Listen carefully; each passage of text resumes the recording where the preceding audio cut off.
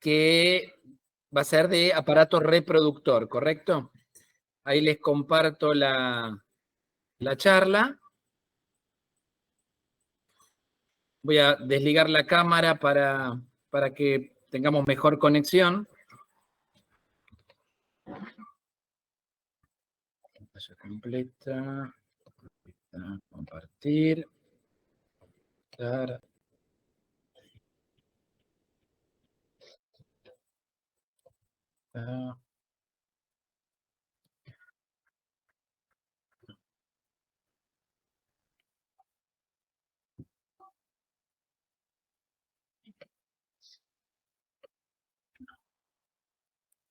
Muy bien. Bueno, ¿ahí se ve bien?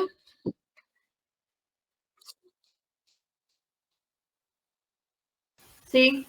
Perfecto. Bueno, vamos a hablar entonces de determinación y diferenciación sexual. ¿Bien?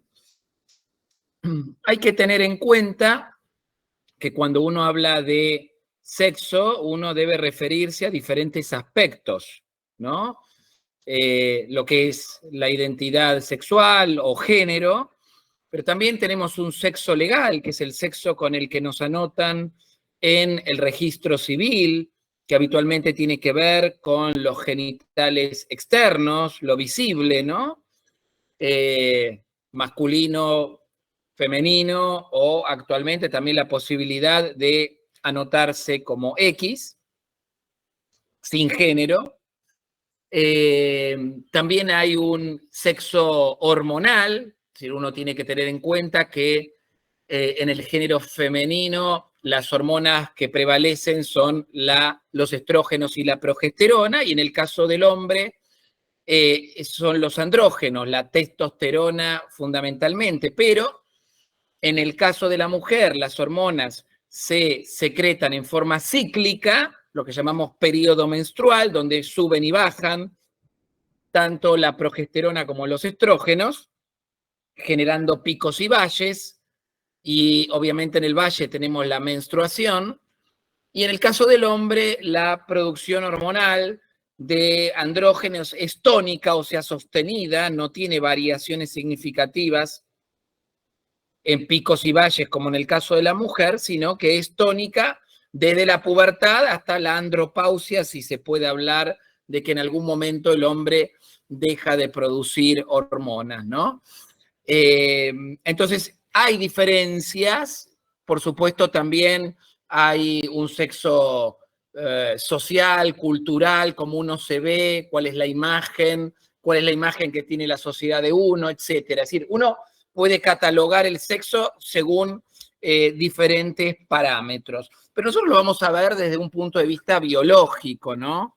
Entonces vamos a hablar de determinación sexual, pero no confundan la palabra determinación con la que aplicamos para el desarrollo embrionario, donde determinación es la elección de una vía evolutiva con restricción de la potencia evolutiva por la selección de una batería de genes, por interacción entre poblaciones celulares. Eso es determinación desde el punto de vista biológico. No, acá es determinación sexual, que van a ver que en realidad más apunta a la palabra diferenciación que a la determinación propiamente dicha como la venimos entendiendo. Así que lo vamos a aplicar de otra manera. Entonces la vamos a utilizar, porque esto no viene de la embriología, sino que viene del ámbito de la ginecología.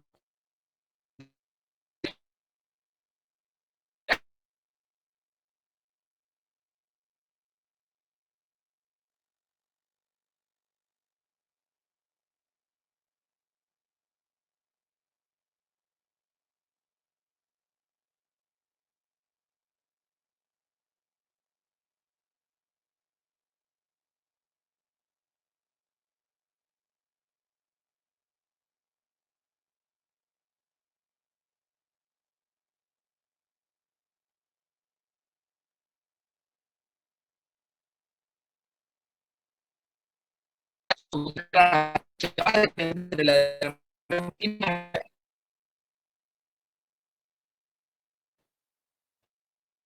va a depender del sexo gonadal, como está escrito, y se ya no a las gónadas, sino a los genitales internos y genitales externos. ¿Cómo se diferencia?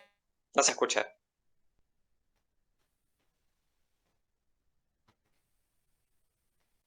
A ver cuando se escucha.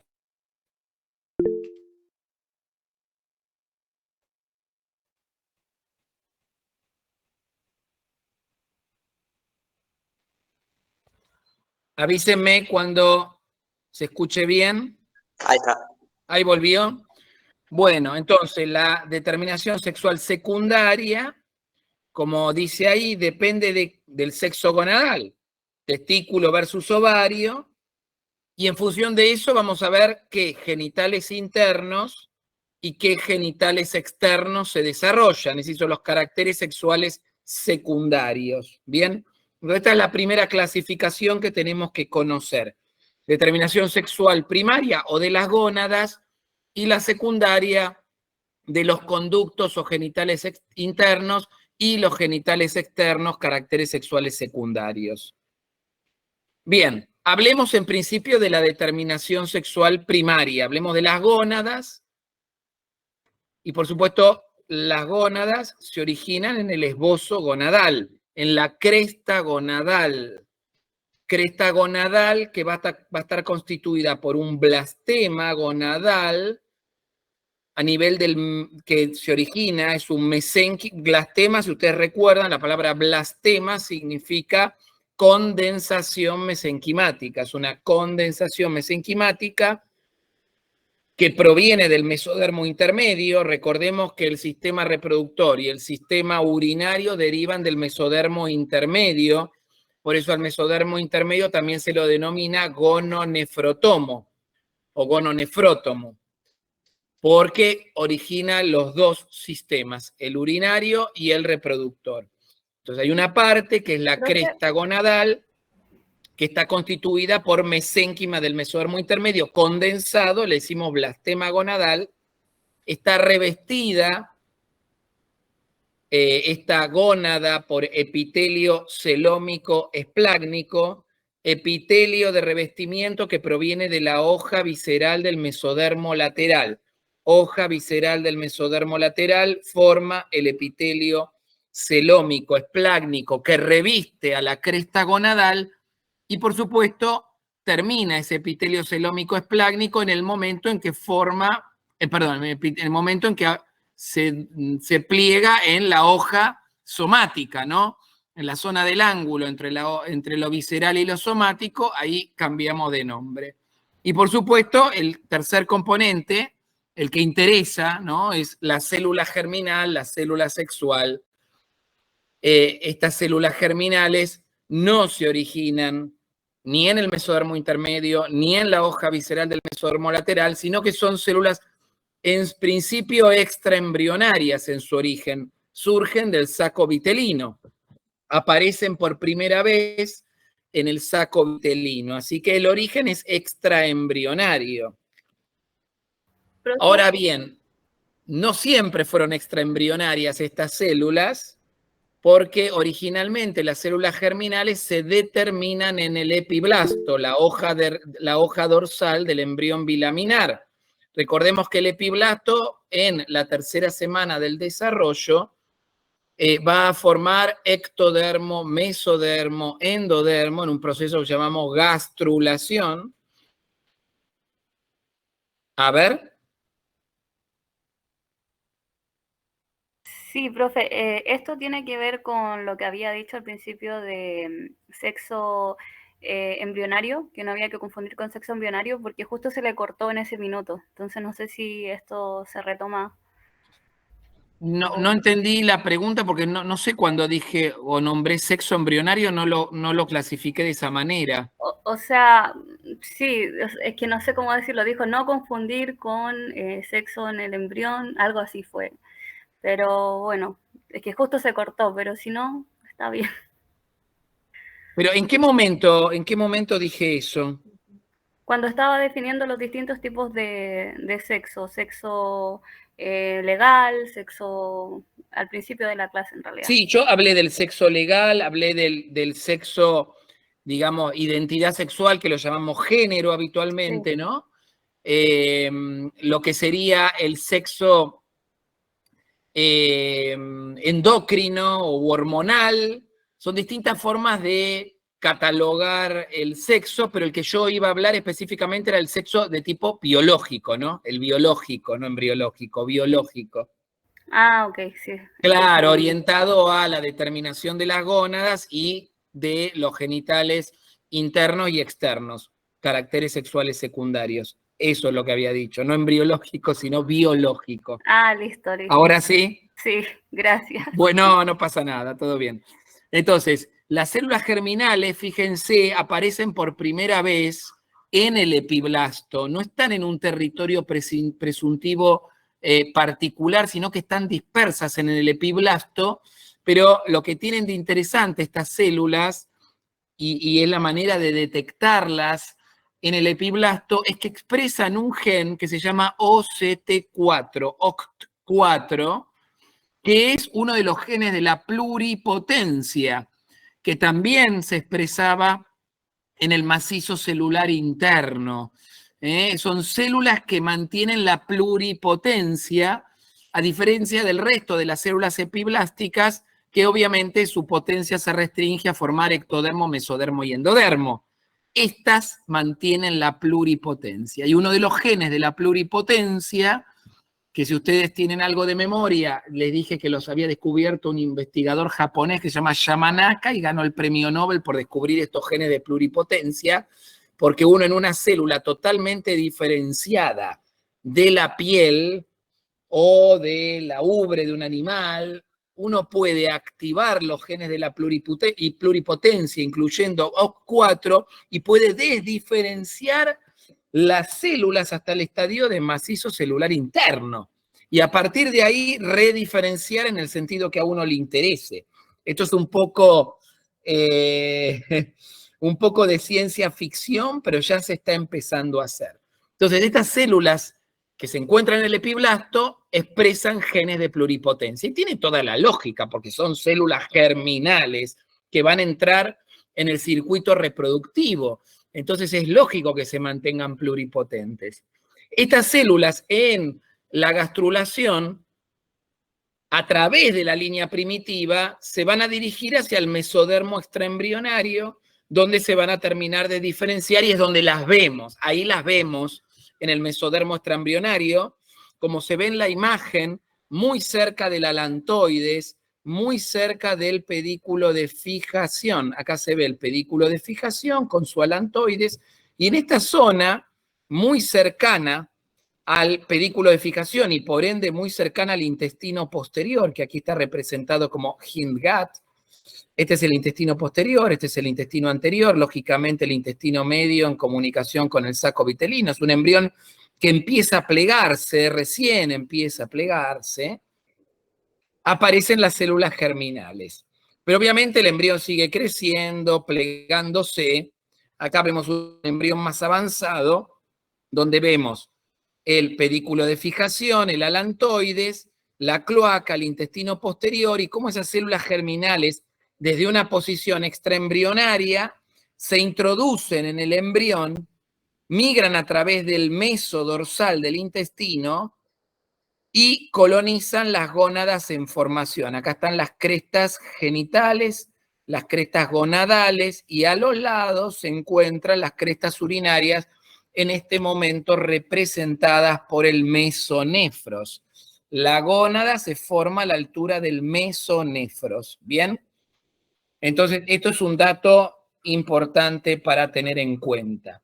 Las células germinales, además de mantener la pluripotencia, como les contaba antes, tienen gran capacidad proliferativa. Y una vez que llegan a la gónada, esto lo vamos a ver de manera muy importante. En el caso de las obogonias, proliferan hasta 7 u 8 millones de células antes de entrar en la meiosis, donde ese número máximo, lógicamente, comienza a reducirse. Y por otro lado, las células germinales tienen una importante influencia en el desarrollo y mantenimiento del ovario fetal, no así del testículo. No importa cuando la determinación primaria es en sentido testicular, la presencia o la ausencia de células germinales. Pero para el ovario es fundamental que estén las células germinales y que esas células germinales, lógicamente, sean normales para que ese ovario no se atrofie, ¿eh? Entonces, esta es una diferencia interesante a destacar de las células germinales. ¿Alguna pregunta?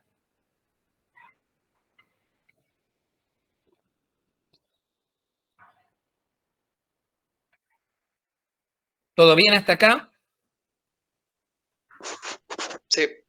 Muy bien. Entonces acá tenemos una imagen de la cresta gonadal dentro de lo que es la cresta urogenital. Podemos ver la porción gonadal pintada de rosa, ¿sí? Y la porción urinaria más lateral, la estoy marcando aquí, que la ubicamos alrededor de este vaso sanguíneo, que es una vena cardinal. En la imagen grande podemos ver la arteria aorta, las venas cardinales a los lados de la aorta, y alrededor vemos el tejido correspondiente al mesonefros. Esto que está marcado aquí es el mesénquima mesonéfrico, que es difícil de distinguir histológicamente de lo que sería el mesénquima gonadal. A los fines técnicos, todo esto es mesodermo intermedio, ¿no? Todo esto es mesodermo intermedio, y la zona medial es gonadal, la zona lateral es urinaria, ¿sí? Y acá está marcado de celeste lo que, como les decía antes, el conducto mesonéfrico de Wolf. Esta zona pintada de rosa es el epitelio celómico explácnico, epitelio de revestimiento de la gónada, que nosotros lo podemos continuar hasta el ángulo que forma la cresta urogenital con la hoja somática del mesodermo lateral, que acá vemos la continuidad del epitelio celómico, que ya no sería esplácnico, sino es epitelio celómico somático, derivado de la hoja somática del mesodermo lateral. Vemos la hoja somática y acá la hoja visceral, que lo único que aporta la hoja visceral aquí es al epitelio de revestimiento de la gónada, porque el componente mesenquimático de esta región no deriva del mesodermo lateral, sino del mesodermo intermedio. Entonces tenemos aquí el mesonefros con el conducto mesonéfrico de Wolf y el blastema gonadal, el mesénquima gonadal, mesodermo intermedio en última instancia, y el epitelio celómico, que en esta región está proliferando y forma lo que se denominan cordones sexuales primarios o primitivos. Los cordones sexuales primarios son cordones que se forman en el interior de la gónada indiferenciada, y esos cordones formarán folículos o túbulos seminíferos, dependiendo cuál es el sexo cromosómico y obviamente cuál va a ser la determinación sexual primaria de la gónada. Así que el epitelio celómico esplácnico aquí está proliferando para formar células foliculares o células de Sertoli. Y lo que está pintado aquí de rojo son las células germinales que migran desde el saco vitelino y las vemos ahí mezcladas con los cordones epiteliales generados en la proliferación del epitelio celómico esplácnico. Esto es una imagen agrandada de la imagen que aquí vemos en el medio, aquí sin ningún tipo de referencias. Entonces vemos de rosa otra vez la cresta gonadal, lateralmente la cresta urinaria con el conducto mesonéfrico de Wolf. Vemos el mesenterio dorsal por el cual migran las células germinales, y aquí vemos el intestino posterior con la luz del intestino. Esta es la parte de mesodermo lateral, tanto epitelio como mesénquima del mesodermo lateral. Y por supuesto, estos espacios que vemos aquí corresponden al celoma intraembrionario, el celoma peritoneal, ¿sí? Entonces, hoja somática, cresta urogenital, mesenterio, mesodorsal, intestino posterior, celoma peritoneal. ¿Alguna pregunta de esta imagen? Perdón, ¿ese corte está a nivel del mesonefros? El mesonefros es la porción lateral de la cresta urinaria que te señalé aquí. Claro, todo eso Está la pero es cresta en... urogenital, porción gonadal, y la porción urinaria, que tiene el conducto mesonéfrico de Wolff, corresponde al sector mesonefros. ¿Está bien? ¿Está respondida la pregunta? Ah, bueno, sí, sí. Porque la Bien. cresta gonadal... ¿Cómo? No, digo, la cresta gonadal está durante todo el mesonefros. No, solamente. ahora te lo voy a mostrar, no. No Ah, es bueno. toda la extensión del mesonefros, es una región del mesonefros. Ahora te lo voy a mostrar. A ver si la siguiente... si se ve bien. Acá, ahora después te la muestro, para que veas que no es la misma extensión, es una región nada más. A la altura de la parte caudal del intestino medio y donde nace el intestino posterior, ahí en esa zona de transición es donde aparece la cresta gonadal y en realidad el mesonefros es mucho más extenso, es todo dorsal, es toda la extensión dorsal, el mesonefro, pero esto está localizado en una zona más discreta.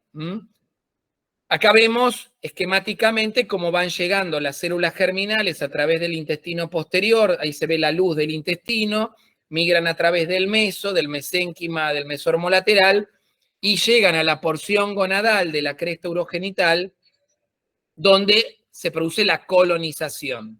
En esta imagen podemos apreciar al epitelio celómico esplácnico proliferando y generando los cordones sexuales primitivos. Bien, esos cordones se introducen en el blastema gonadal, en el mesénquima condensado, y entonces ahí van a colonizar para que se formen o folículos o conductos o túbulos seminíferos, ¿no?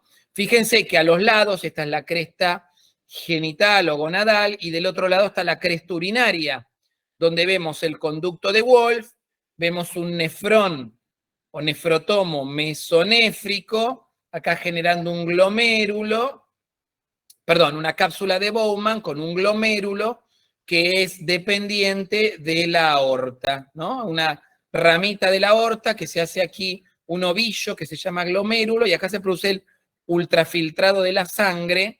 Este es un riñón primitivo, transitorio, y ese líquido filtrado, que es agua básicamente, se vuelca en el conducto mesonéfrico de Wolff.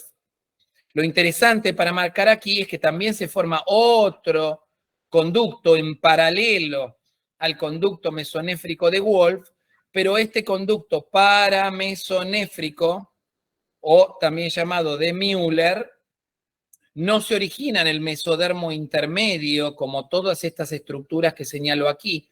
Todo esto es mesodermo intermedio, el blastema gonadal, el mesénquima mesonéfrico, el conducto mesonéfrico de Wolff, los túbulos mesonéfricos, formando estos nefrotomos mesonéfricos. Todo esto es derivado del mesodermo intermedio. En cambio, el conducto paramesonéfrico de Müller deriva del epitelio celómico esplácnico por invaginación. O sea, se invagina del epitelio y se forma un conducto a lo largo de la cresta urogenital. Bien, así que estos dos conductos, el mesonéfrico y el paramesonéfrico, tienen orígenes diferentes. El mesonéfrico se forma por transición epitelio-mesenquimática a punto de partida del mesénquima mesonéfrico, en cambio el conducto paramesonéfrico de Müller por una invaginación del epitelio celómico esplácnico. Bien, acá vemos la cresta gonadal y la cresta urinaria, y en esta imagen se puede apreciar de manera más correcta cómo el mesonefros no es, digamos, de la misma longitud que la cresta gonadal. Acá se puede ver la extensión de la cresta gonadal y uno puede observar que el mesonefros se extiende de manera caudal a la gónada, ¿sí? Aquí están marcados en esta imagen, aquí sin ningún tipo de marca y acá con coloración, la ubicación del conducto de Wolff y la ubicación del conducto paramesonéfrico de Müller.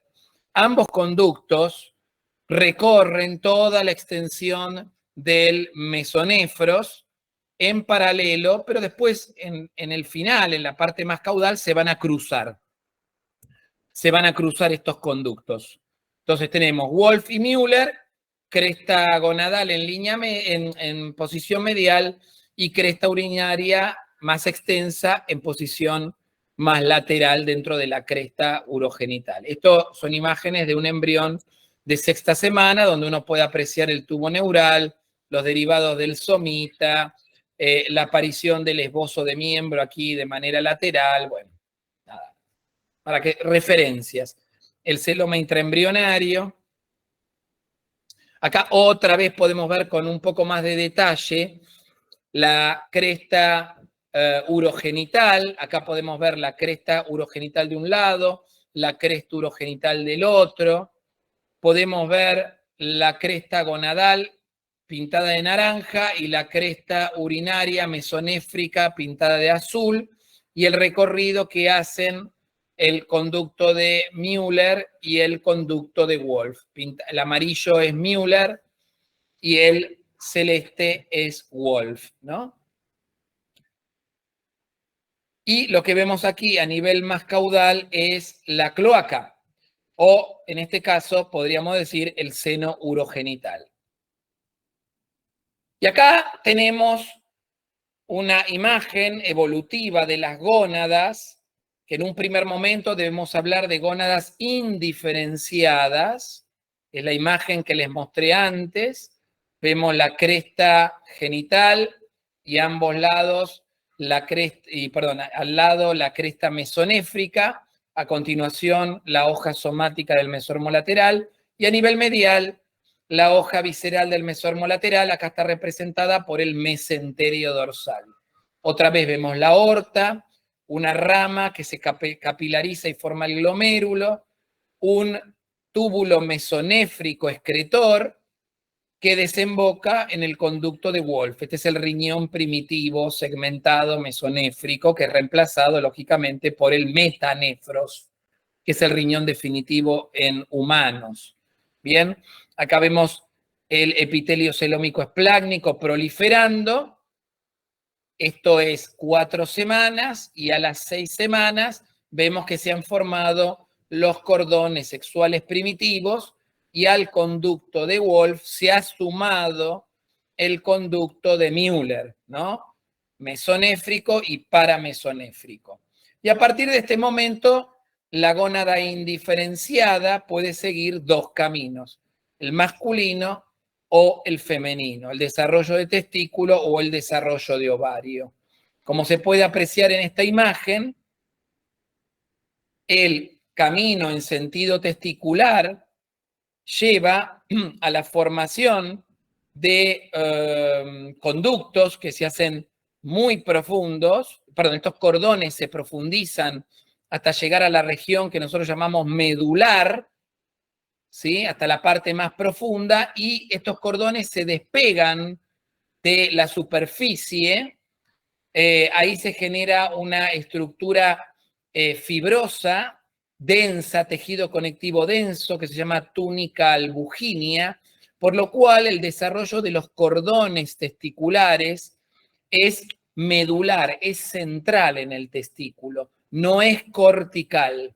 Y esta es una diferencia a destacar entre el desarrollo testicular y ovárico, porque el desarrollo de la porción epitelial de los cordones sexuales, en el caso del ovario, como bien dice acá, son cordones sexuales corticales, a diferencia de los cordones testiculares que son medulares, se desprenden de la zona que corresponde al epitelio celómico y se forman en el corazón del testículo. Entonces ahí podemos ver los túbulos seminíferos enganchados con lo que llamaríamos la retetestis, o red testicular, y se conectan con túbulos mesonéfricos, que son los conductillos eferentes, y el conducto de Wolff va a ser el conducto eferente, ¿sí? El conducto de Wolff va a formar el epidídimo, conducto deferente, y después desembocamos en la vejiga. Perdón, en la vejiga, en la zona de la próstata, ¿correcto? Conducto uretra prostática, y tenemos, por supuesto, la uretra peniana, ¿no? Esos son los conductos que llevan el esperma hacia el exterior.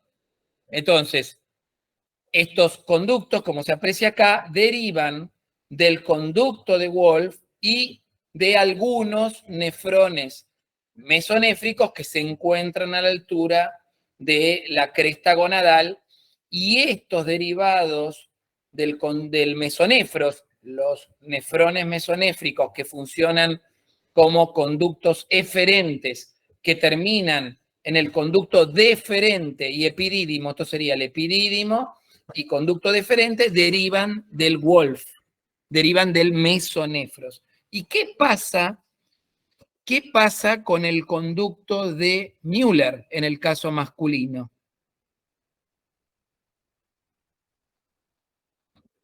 Degenera. Degenera. ¿Y por qué degenera?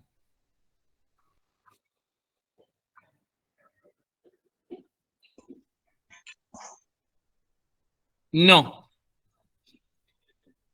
Justamente eso es lo que normalmente mantiene. Pero la hormona masculina mantiene al conducto de Wolff. El conducto de Wolff es mantenido en el caso masculino por andrógenos. Ahora, el conducto de Müller tiene otro mecanismo involucrado. Es otra hormona, es una hormona particular. ¿Alguien la conoce? Antimülleriana. Correcto, hormona antimülleriana. También en algunos libros aparece como factor inhibidor de Müller, pero habitualmente se la llama hormona antimülleriana, que produce el testículo y que lleva a la involución del conducto de Müller.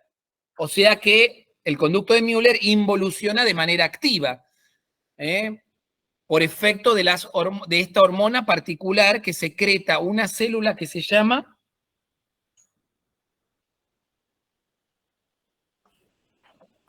Perdón, ¿cuál es la pregunta? Sí, ¿qué célula produce la hormona antimülleriana? ¿Las de Leydig? No. Las de Sertoli. Las de Sertoli, correcto. Las células de Sertoli derivan del epitelio celómico esplácnico, de los cordones sexuales primitivos, en este caso, que se mantienen a nivel medular para formar, junto con las células germinales, los túbulos seminíferos. Bien, son las células de Sertoli las que producen la hormona antimülleriana. ¿Y quién entonces produce los andrógenos? Las hormonas masculinas. Las células de Leydig. Correcto, las células de Leydig. ¿Y de dónde derivan las células de Leydig?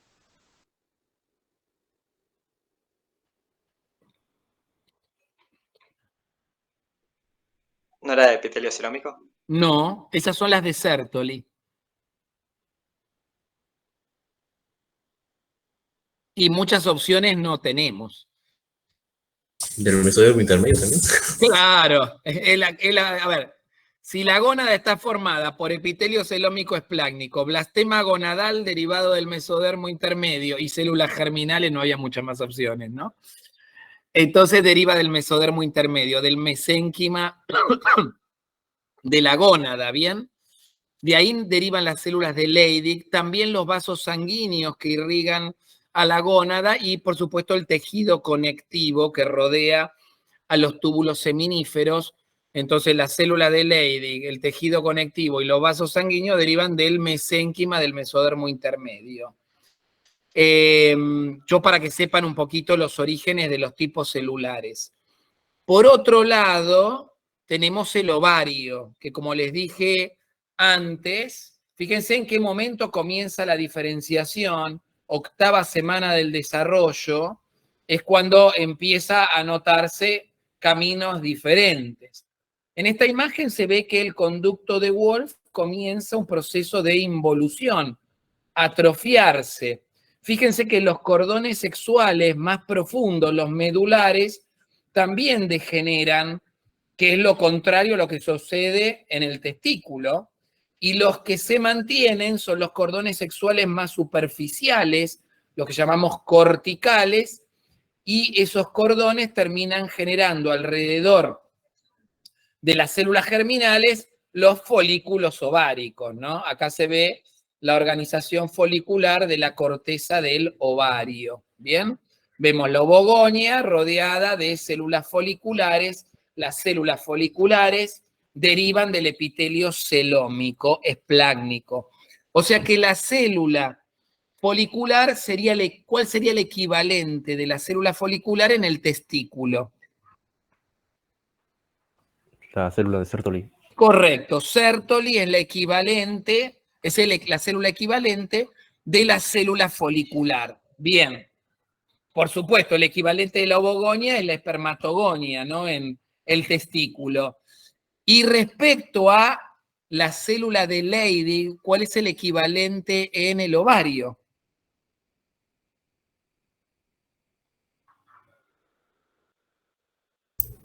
Las tecales. Muy bien, las células de la teca y, por supuesto, como les dije antes, el tejido conectivo y los vasos también.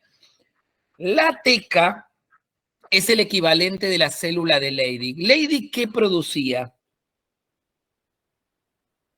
Andrógenos. Andrógenos. ¿Y las células tecales producen alguna hormona? Sí, estrógeno. No, Progesterona, entonces. tampoco.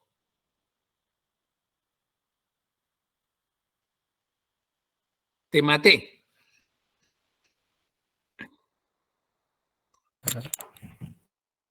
Miren lo interesante desde el punto de vista embriológico que es esto, que las células de Leydig producen andrógenos y las células de la teca producen andrógenos. También producen andrógenos. Los estrógenos y la progesterona son producidos por las células foliculares, las células que son equivalentes a las células de Sertoli. Las dos también producen hormonas, pero Sertoli produce hormona antimülleriana y las células foliculares producen estrógeno y progesterona. Pero volvamos al escalón anterior. Leydig produce andrógenos en el testículo y las células de la teca producen andrógenos en el ovario. Esos andrógenos tecales pasan al folículo y se transforman en estrógenos. El problema ocurre, y esto en algunas chicas se puede ver, cuando tienen poliquistosis ovárica u ovario poliquístico, que los folículos crecen demasiado, habitualmente se asocia a problemas metabólicos, hay obesidad, hay insulinoresistencia, resistencia a la insulina, o sea, diabetes.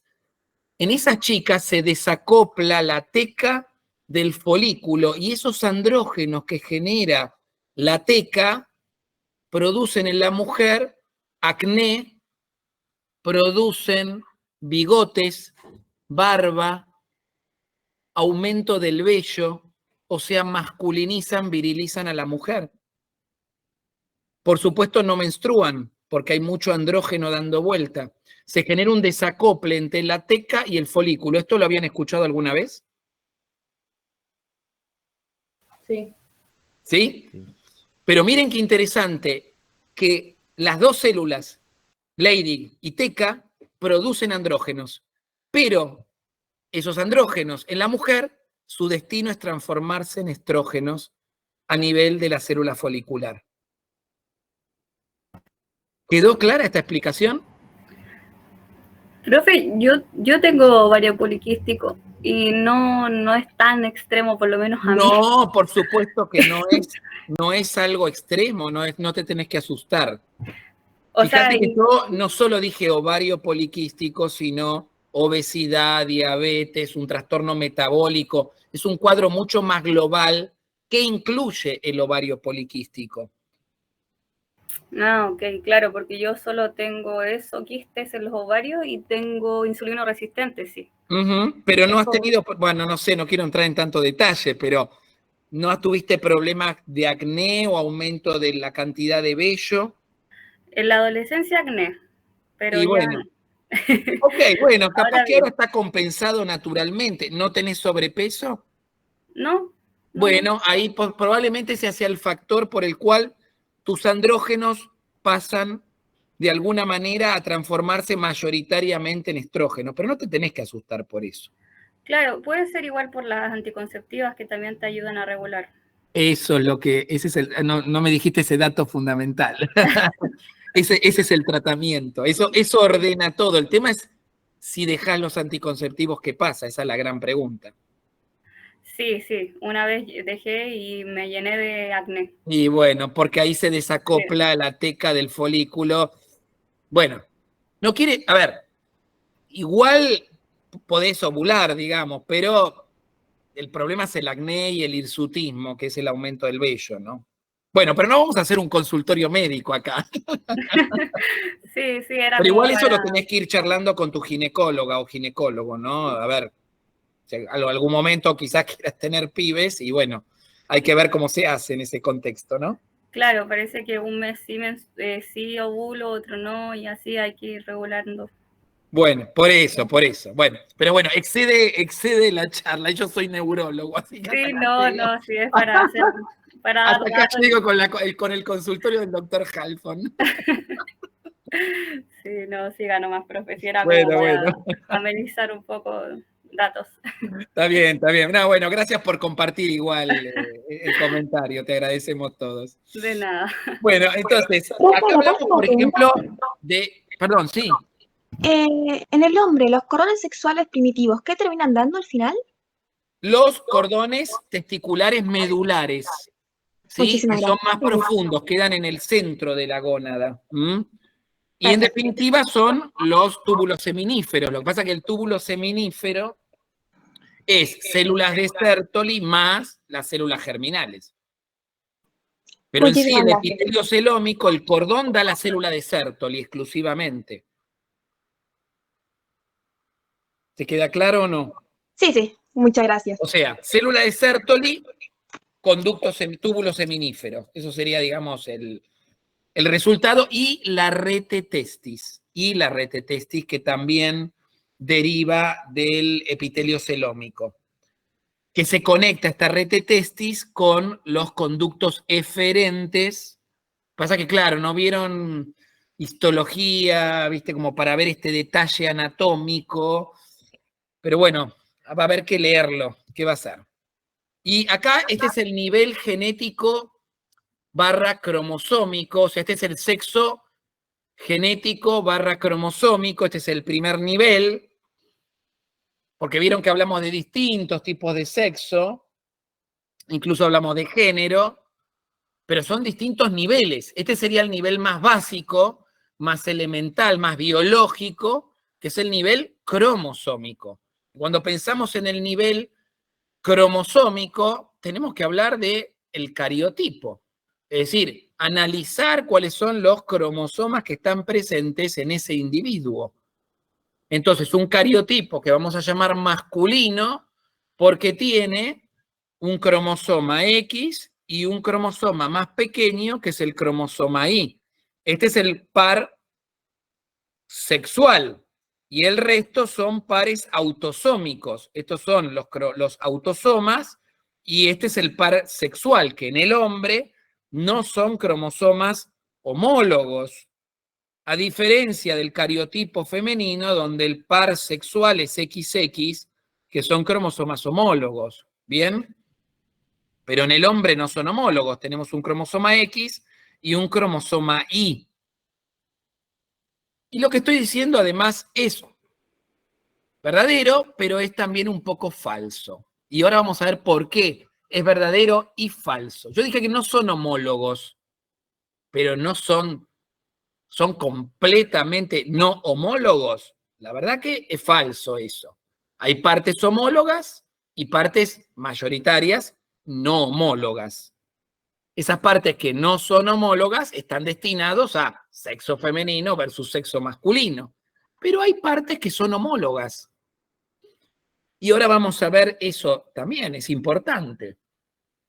Porque originalmente el cromosoma X y el cromosoma Y eran iguales. Eran autosomas en su origen y hacían crossing over, hacían recombinación genética como el resto de los pares de cromosomas autosómicos. Era un par más. Era el par 23 de autosomas. Pero ocurrió en la evolución una mutación aleatoria, pero que genera una reproducción distinta, la sexual.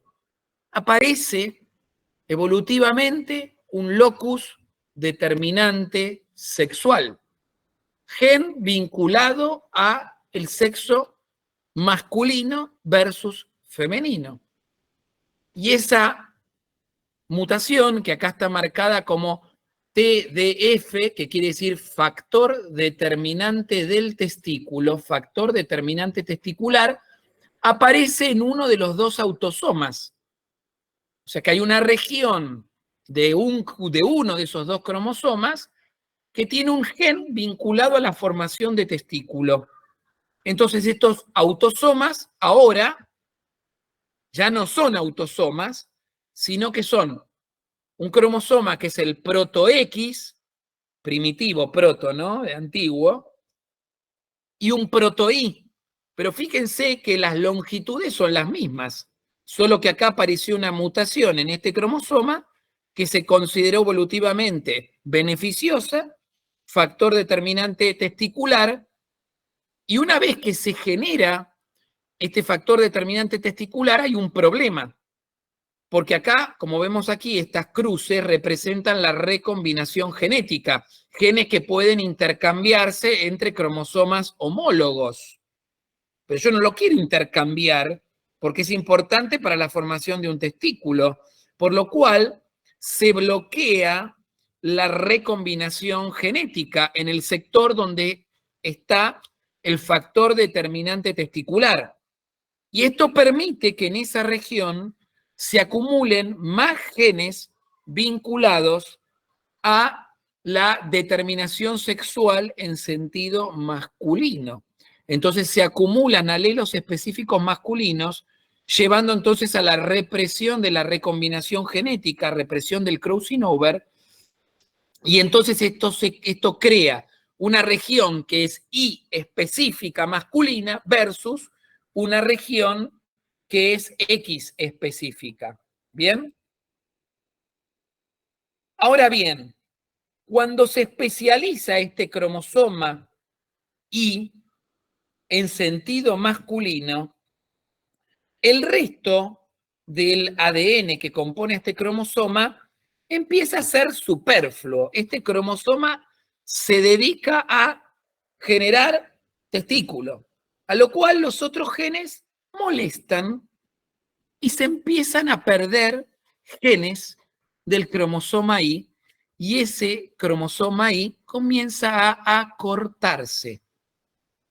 Entonces se pierden los genes, salvo los que tienen la ventaja en el desarrollo en sentido masculino. ¿Quién tiene el cromosoma Y más corto de la naturaleza?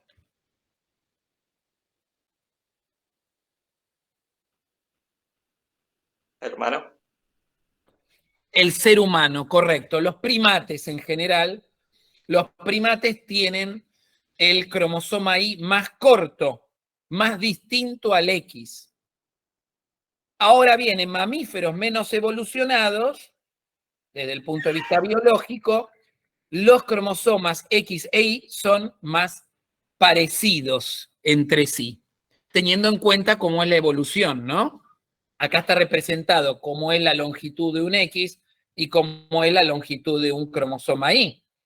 Ahora bien, fíjense, interesante, que a pesar de la gran diferencia que vemos entre el cromosoma Y y X con su región X específica y la región Y específica, hay una pequeña región en un extremo, en el brazo corto del cromosoma X y en el brazo corto del cromosoma Y, que sigue siendo gris, que sigue siendo posible el crossing over, ¿lo ven? Acá la cruz. O sea que hay una región que se va a llamar pseudoautosómica que sigue siendo homóloga entre X e Y.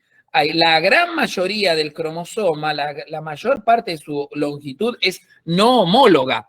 Es X específica y es Y específica y no hace crossing over. Ahora hay una pequeña región que se llama pseudo-falsa autosómica, pseudoautosómica que sigue haciendo evolutivamente crossing over. ¿Conocían esta historia de los cromosomas X e Y?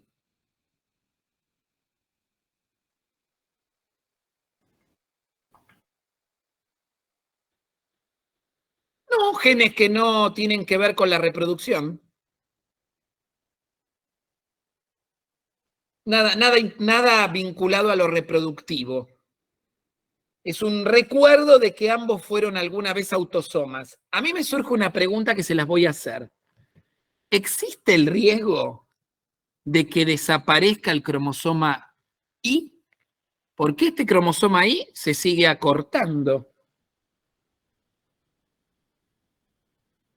Y nosotros vamos a seguir evolucionando.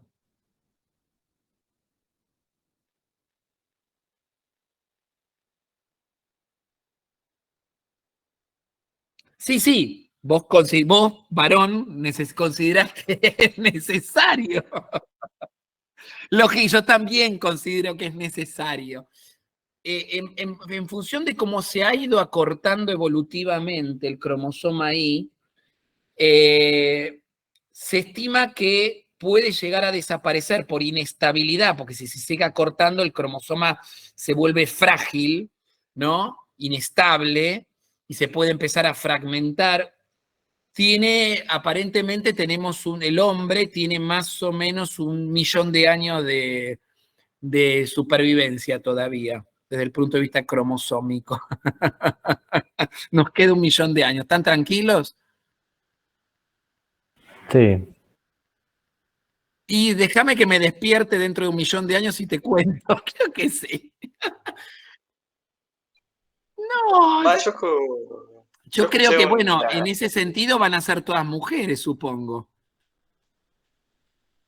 Porque ya ha habido algunos casos de reproducción, ha habido algunos casos de gemelación donde se desvanece uno de los cromosomas, queda X0, pero no es un síndrome de Turner.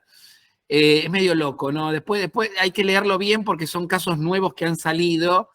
Quizás es hacia el futuro, que solo sean mujeres, pero con un solo cromosoma X. ¿Quién sabe? Por ahora, un solo X es patológico. Por ahora.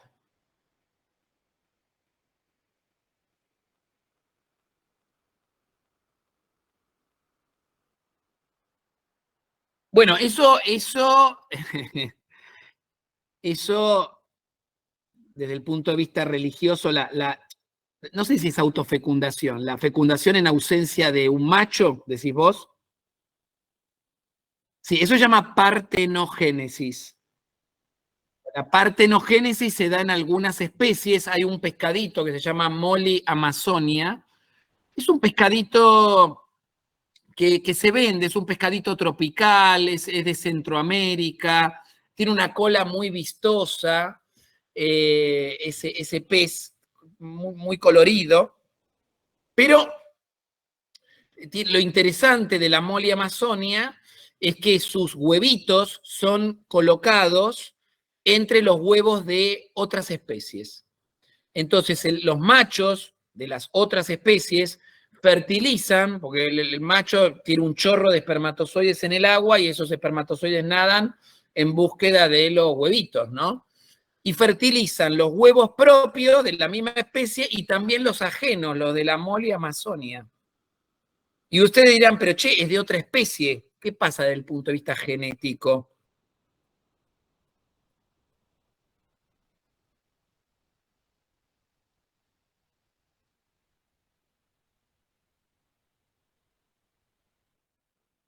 ¿Alguna idea? Predomina lo de la Molia amazónica. ¿Cómo no entendí? O sea, predomina los caracteres cromosómicos de la Molia amazónica. ¿Cómo predominan? Porque es una célula... Sí. Muy bien, correcto. ¿Y qué pasa con el ADN del espermatozoide de la otra especie?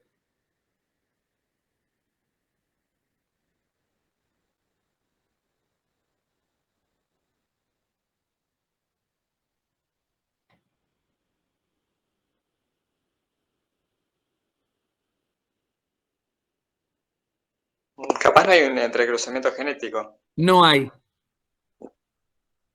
Capaz los desecha así como los lóbulos polares en los ovocitos.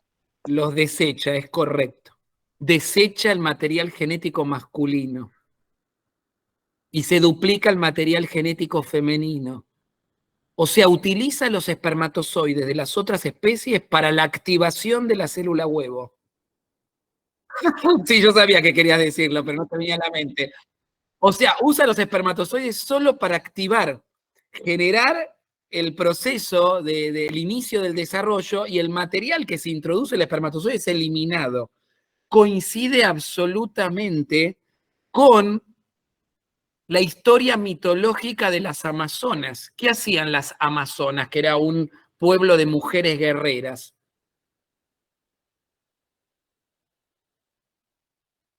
¿Qué hacían las amazonas? ¿Alguien sabe de mitología griega? ¿Por qué? Eran solo mujeres. Porque no necesitaban de hombres para reproducirse. ¿No necesitaban? Mentira. Necesitaban. Es más, salían a capturar a los muchachos.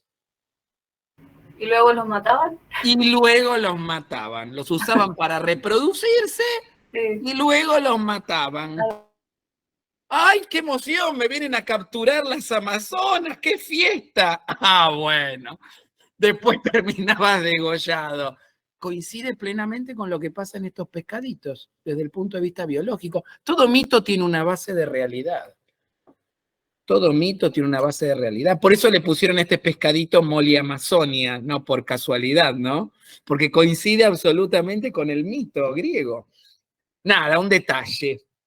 Ahora, en los humanos, la pregunta, ¿existe la partenogénesis?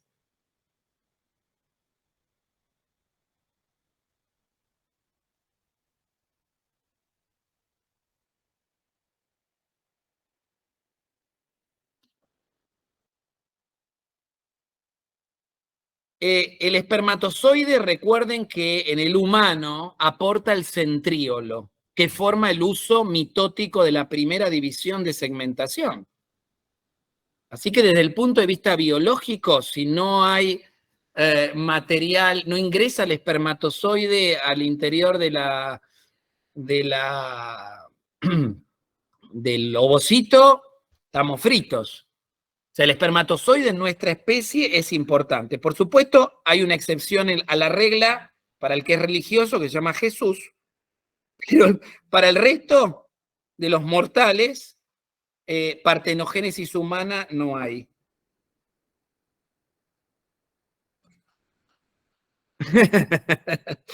Esto es así. Ahora bien, genética de la determinación sexual en sentido masculino, ¿qué pasa dentro de ese cromosoma Y? ¿Qué tiene ese cromosoma Y que llamamos factor determinante testicular? Se encontró que es ese factor determinante testicular que hace a la diferencia y se llama gen SRI. Región del I vinculada al sexo.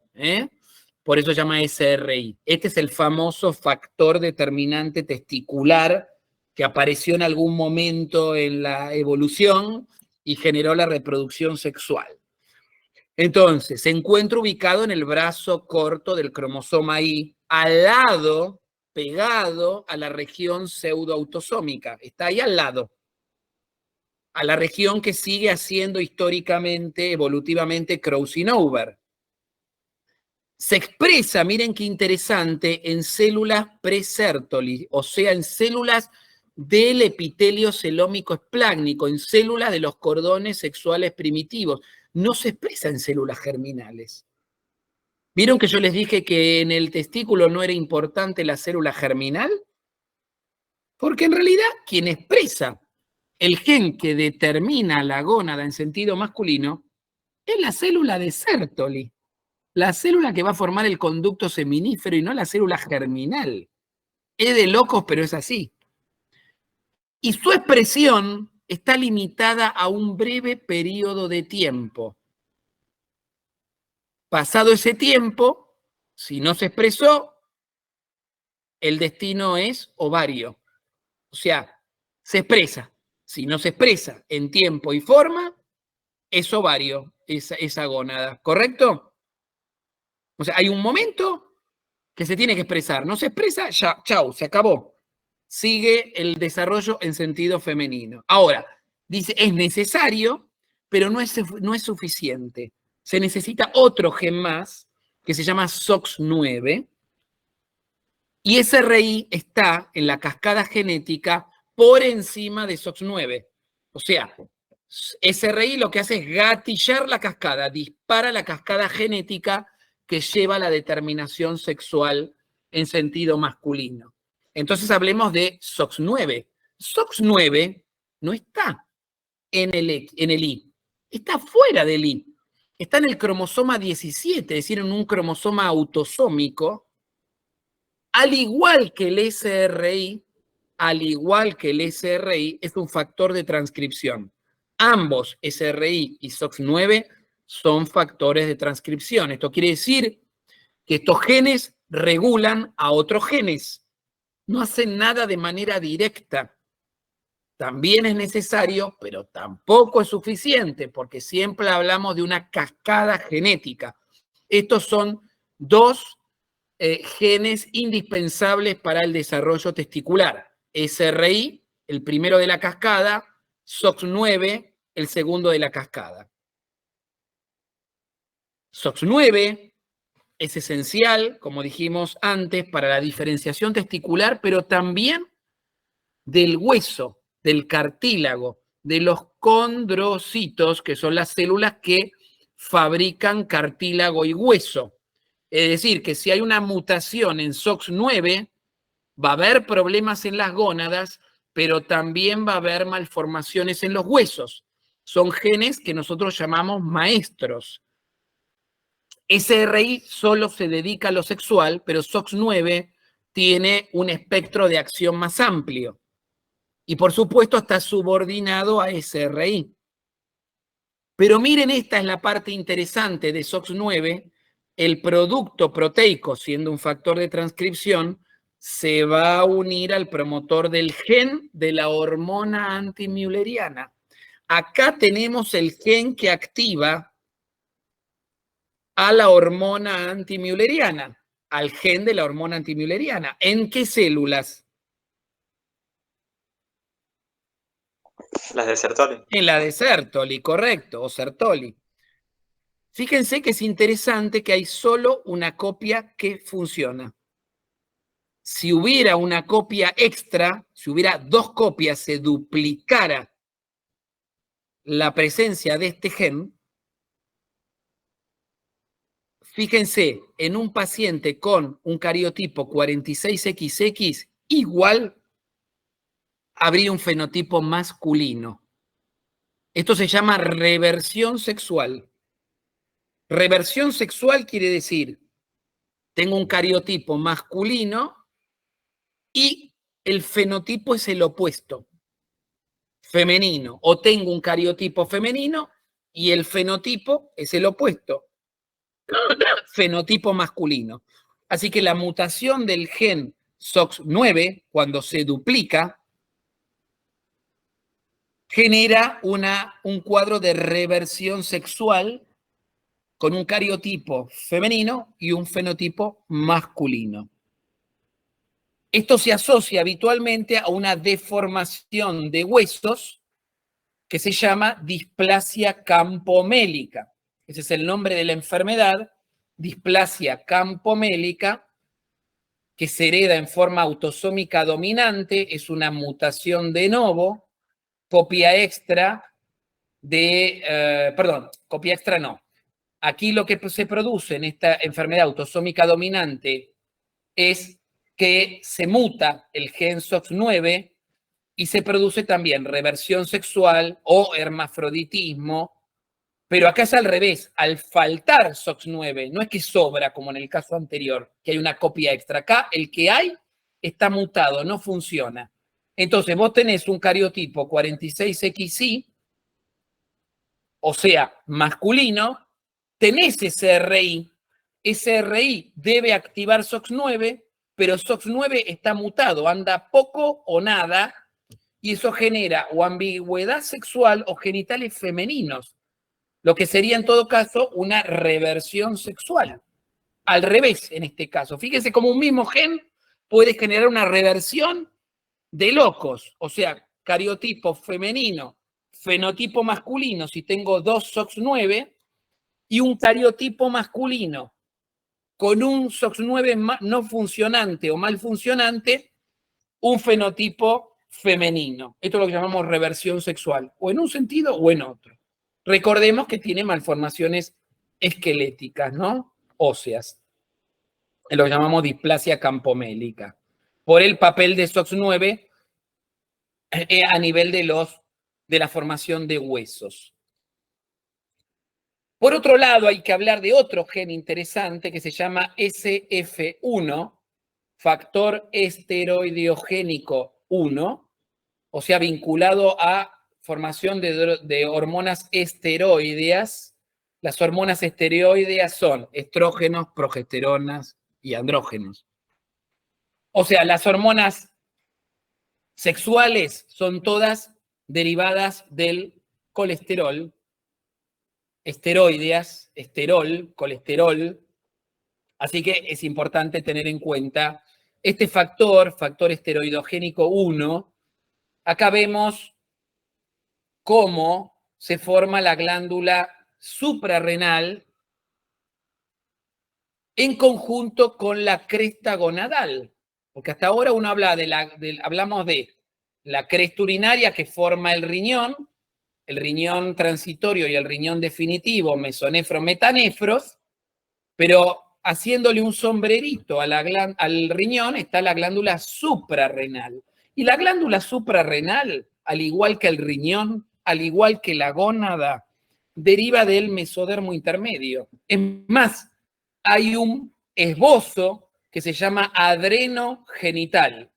O sea que la cresta gonadal también es esbozo de la glándula suprarrenal. Entonces tenemos el esbozo adrenogenital con sus células mezcladas, por eso está pintado de verde y azul, y por supuesto una parte de esa cresta es invadida por las células germinales primitivas y va a ser entonces la cresta gonadal bipotencial, que si se expresa SRI SOX9 y por supuesto le agrego SF1, SRI SOX9 SF1, se transforma en testículo. y en su defecto se transforma en ovario. Y por otro lado, tenemos el otro esbozo, que es el esbozo adrenal, que ese esbozo adrenal no es invadido por las células germinales primitivas, pero también es invadido por otras células, que son las células de la cresta neural. Miren qué parecido evolutivo tienen ambos esbozos. La glándula suprarrenal también es invadida por células que no tienen nada que ver con el mesodermo intermedio, y son células de la cresta neural, y que van a formar en este embrión lo que nosotros llamamos en esta glándula, perdón, lo que llamamos la médula adrenal. La médula de la glándula suprarrenal deriva de la cresta neural del tronco. Y la corteza de la glándula suprarrenal deriva del mesodermo intermedio. ¿Correcto? ¿Se entendió esto?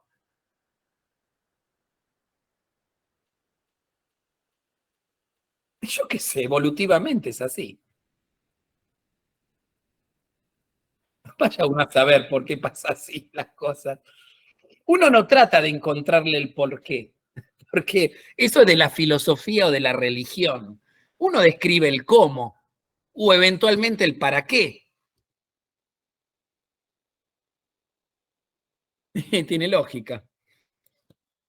Y otro gen importante, que acá en este esquemita, para el que tiene la vista un poco aguzada, dice DAX1 entre paréntesis, DAX1, que aparece tanto en la vía testicular como en la vía ovárica, aparece en este esquema, modelo de la determinación sexual de las gónadas, interacción entre DAX y SRI. Fíjense, normalmente en el cromosoma Y, ya vimos, tenemos el SRI en el brazo corto del cromosoma Y, y uno dice, ¿qué hay en el X? ¿Hay algún gen vinculado a lo femenino en X? Bueno, está este gen que se llama DAX1. Normalmente, acá tenemos un genotipo, cariotipo XY, hay SRI y DAX1. SRI habitualmente le gana a DAX1, por lo tanto, DAX1 no se expresa. SRI le gana a DAX1. DAX1 no se expresa. Por lo tanto, con esta combinatoria de cromosomas, par sexual masculino, la gónada es testículo y el fenotipo es masculino. Cuando tengo XX, genotipo femenino, hay dos DAX, pero lógicamente por la ionización que se da al azar, en los cromosomas X, uno de los dos se condensa, se bloquea y solo un X se expresa. Hay dos DAX, uno inactivo y el otro activo. ¿Bien? Esto es lo normal. Si hay un DAX activo, gónada ovario, perdón, fenotipo femenino. ¿Qué pasa si por algún crossing over anormal se duplica la cantidad de copias de DAX1? Acá lo tengo duplicado. En vez de haber uno, hay dos en un mismo cromosoma, en el brazo corto del cromosoma X. ¿Gana SRI o gana DAX1 en este caso?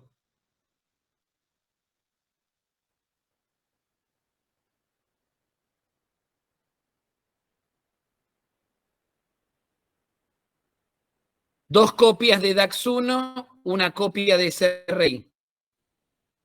¿Quién gana la pelea? Bueno, ahí en el dibujito dice digenesia gonadal. Y ahí al pie dice digenesia gonadal. ¿Y el fenotipo? Y femenino. Bueno, entonces, ¿quién gana la guerra acá? Y son 2 contra 1. En un mano a mano gana SRI, pero 2 contra 1 gana DAX1. Entonces esto genera una alteración en la formación de la gónada y un fenotipo femenino. Esto es interesante porque, bueno, esto es otro caso de reversión sexual. Con un cariotipo masculino, el fenotipo termina siendo femenino. Esto se llama reversión sexual. Pero acá la reversión sexual no es por un gen, masculino, que sería el caso de SRI y SOX9. Acá, lo interesante es que es por un gen en el cromosoma X, o sea, femenino. Es una reversión sexual por un gen que se encuentra en el cromosoma X. Entonces, acá una cosa para decir clara, y evolutivamente quizás también va a haber que decirlo, tenemos el desarrollo femenino, que el desarrollo femenino no requiere de un factor determinante testicular, no requiere de ningún factor determinante de nada, es lo que nosotros llamamos determinación sexual por defecto, no porque sea algo defectuoso, sino que es lo que naturalmente está establecido, es el camino a seguir, salvo que se produzca algún tipo de desviación. Pero el camino natural a seguir es el camino del desarrollo gonadal en sentido femenino. Evolutivamente aparece un factor determinante testicular que desvía el camino natural, el preestablecido, que es el femenino, en sentido masculino. ¿Me están siguiendo lo que estoy explicando o no?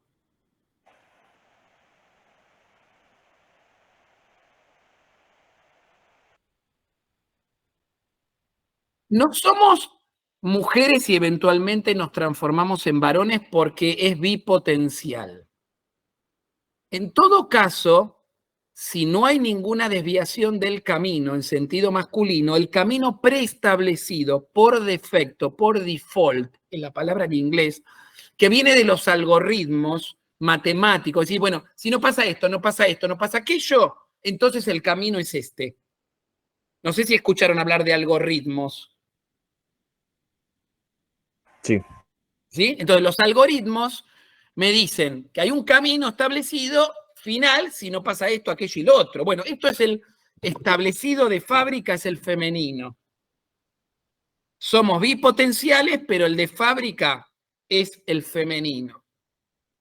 Entonces, fíjense, el femenino, la pregunta es si es el preestablecido, ¿es un camino pasivo o activo? Esa es la pregunta que surge. ¿Por qué decís activo? ¿Por qué decís pasivo?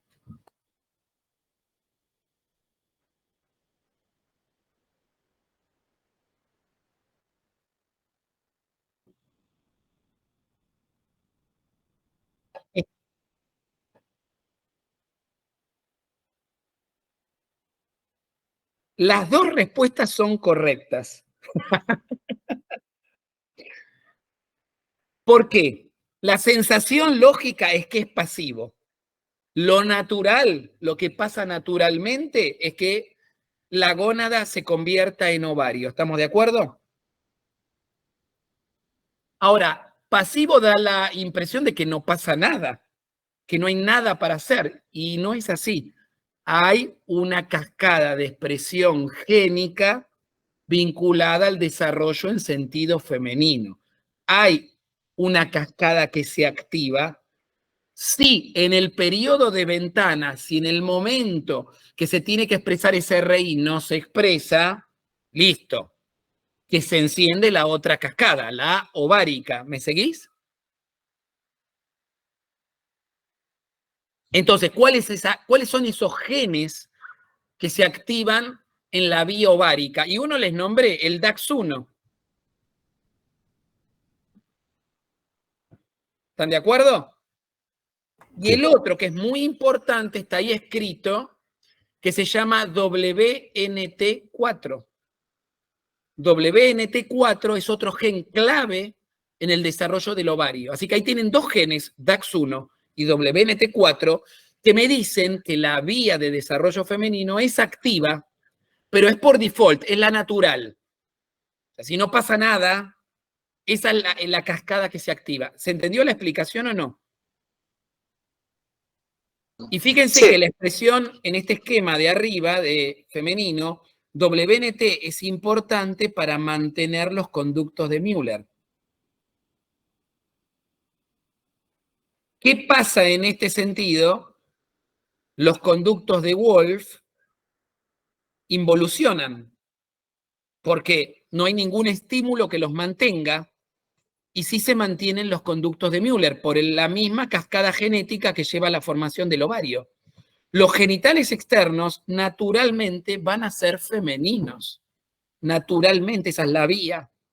No hago nada, son genitales. Esto sí es pasivo, ¿eh? No depende ni de estrógeno ni de progesterona. Depende de que no pase nada masculino. Y WNT es importante para mantener a los conductos de Müller. Wolff involuciona. Vimos antes que DAX1 compite con SRI y por ende también con SOX9, pero en este caso, si hay una sola copia, pierde la guerra, como vemos en este segundo esquema, pierde la batalla contra SRI y SOX9. Por lo tanto, esta gónada bipotencial se transforma en testículo. Pero fíjense lo interesante de este esquema, que todo lo que se mantiene de genitales internos y externos depende de la expresión de cosas. Acá no hay nada pasivo. Acá se necesita que haya andrógenos para que se estabilice el conducto de Wolff. Se necesita la hormona antimülleriana para que desaparezca el conducto de Müller. Se necesitan andrógenos para que se desarrollen los genitales externos en sentido masculino. Se necesita otra hormona para que los testículos desciendan al escroto. Es decir, todo esto requiere de accionar, ¿eh? En cambio, miramos la cuestión ovárica y los genitales externos e internos y vemos que la cosa es bastante más natural, sin tanta influencia del ovario, ¿se entiende? Acá el testículo, como se ve acá, comanda todo esto que vemos aquí. Y acá volvemos a ver SF1, que les había nombrado antes, para que se genere la gónada bipotencial, y por otro lado vimos que SF1 era importante para que se forme la glándula adrenal, ¿no? Estamos integrando todo lo que fuimos viendo. ¿Alguna pregunta de esto que vimos hasta recién? ¿Alguna duda? Perdón,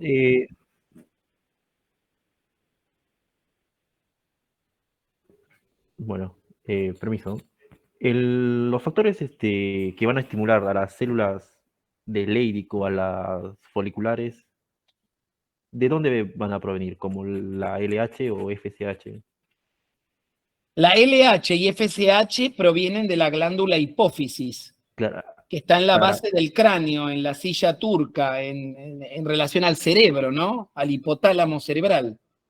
Sí, pero para este momento ya está funcionando ¿Qué cosa? la glándula hipófisis. ¿En qué sentido está funcionando? ¿Cómo la célula de Leydig va, o la de, y la de Sertoli van a estar secretando andrógeno? La de Sertoli. ¿Vos creés que dependen de la hipófisis en este momento? No, por eso. No. A ver, hay una cascada génica que está regulando, toda esta cascada génica que les mostré, está regulando todo esto para que en este momento, que es muy temprano, es un embrión, la hipófisis no sirve para nada en este momento, está formándose. Esto está regulado localmente. Esto es algo que trabaja en piloto automático. No depende de la hipófisis, cosa que obviamente en la pubertad, obviamente que sí. Ahí la que va a regular todo es la hipófisis, en la pubertad. Claro. Bueno, está bien, gracias. ¿Te sirvió la explicación? Esto está armado para que en la 8ª semana del desarrollo pase esto. Independientemente de la hipófisis. Bien, hablemos un poquito de patología. Porque como vimos, las gónadas son bipotenciales, los conductos mesonéfrico y paramesonéfrico representan la bipotencialidad de los genitales internos. Recordemos que el conducto paramesonéfrico de Müller genera trompas de falopio, cuerpo uterino, cuello uterino y parte superior de la vagina. O sea, todo lo que es conductos femeninos deriva de los conductos de Müller. Y todos los conductos internos masculinos derivan del Wolff. Por lo cual, hay una bipotencialidad que acá no está representada por un solo conducto, sino por dos conductos, el mesonéfrico y paramesonéfrico. ¿Y qué pasa con los genitales externos? ¿Son bipotenciales o no?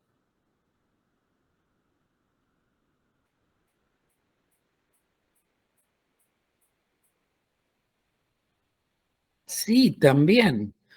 Cuando vayan al libro van a ver que existe en el estado indiferenciado, o sea, antes de la 8ª semana, en el estado indiferenciado, van a encontrar un tubérculo genital que puede formar o pene o clítoris. ¿Sí? Unos pliegues que se llaman pliegues uretrales que pueden formar uretra peneana o labios menores. Y hay otros pliegues, que se llaman pliegues gonadales, que pueden formar en la mujer labios mayores, pero en el hombre forman el escroto. Así que sí, la respuesta es sí, los genitales externos son bipotenciales y cada uno de sus componentes da un derivado típico del sexo al que nos estamos refiriendo. Entonces, los genitales externos dan pene, uretra peneana y escroto en el sentido masculino y da vulva en el sentido femenino, el clítoris, labios menores, labios mayores. Entonces, todo el sistema es bipotencial.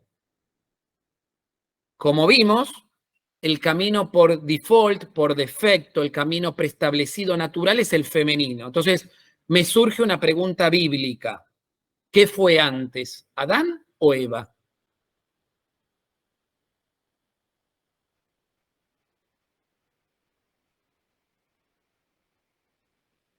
¿Que fue Eva y nosotros somos la costilla de Eva? Y sí, tiene todo el sentido biológico, todo el sentido biológico. Y nos queda 1.000.000 de años, chicos. Así que bueno, hablemos un poco de patología. Vimos el tema de la reversión sexual. No coincide el genotipo, no coincide el cariotipo con el fenotipo. Vimos que esto podía pasar con SOX9, vimos que esto podía pasar con DAX1, pero ahora hablamos del SRI, que permitió esta reversión sexual, permitió descubrir en realidad las otras reversiones sexuales. Esta fue la primera. Esta es la que permitió encontrar el factor determinante testicular. Entonces, nacían personas con un fenotipo, ejemplo, femenino, fenotipo femenino, pero cuando llegaba el momento de menstruar, lógicamente no había menstruación, van al médico, el médico pide un análisis de sangre y llama la atención un comentario del laboratorio diciendo, che, me parece que se equivocaron con la muestra, los glóbulos blancos no tienen algo que se llama corpúsculo de, algo que se llama corpúsculo de Barr. El corpúsculo de Barr es el cromosoma X condensado.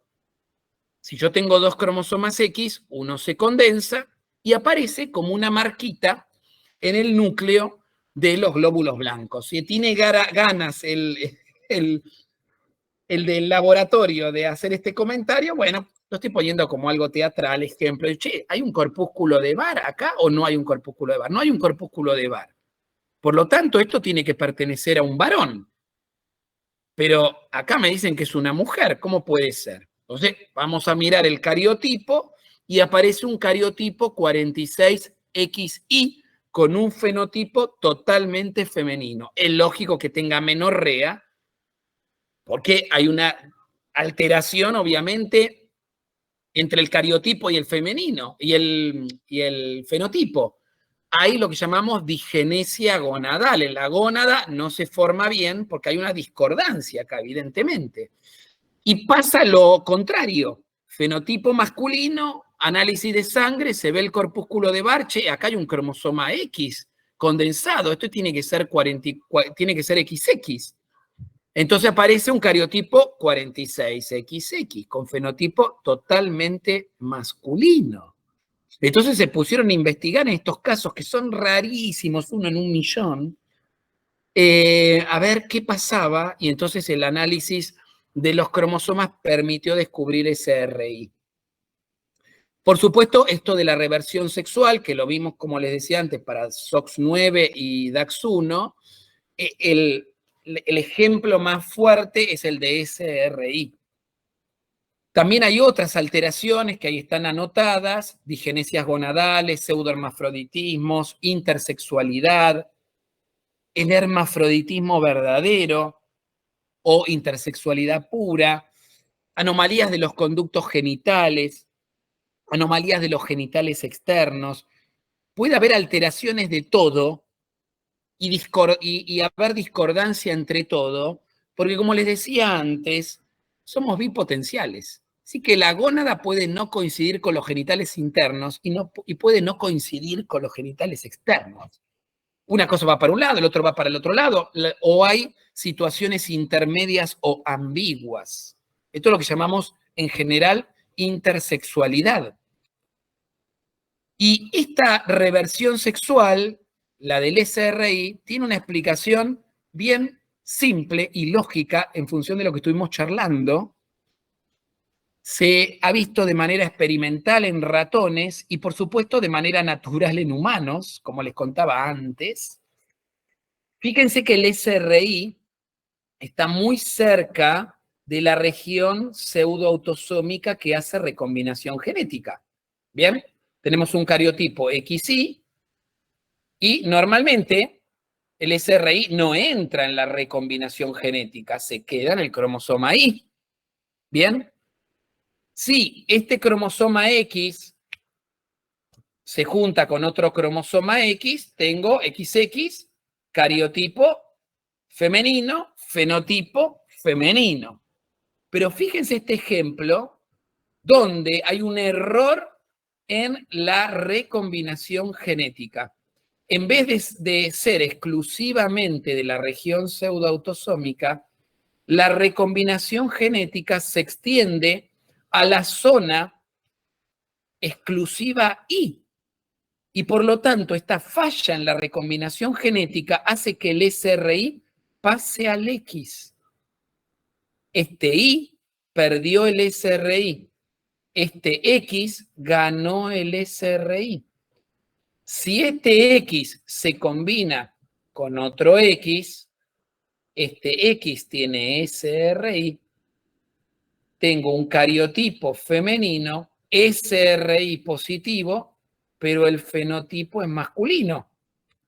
El ejemplo que les mostré aquí, 46XX, SRI positivo, fenotipo masculino. Y este cromosoma Y perdió el SRI, si se combina con un X, va a ser XY, cariotipo masculino, pero el fenotipo va a ser femenino porque perdió el SRI. ¿Se entendió la explicación o no? Tiene sentido, ¿no? Esto es más raro que perro verde, pero puede pasar, decía Toussaint, y acá pasó.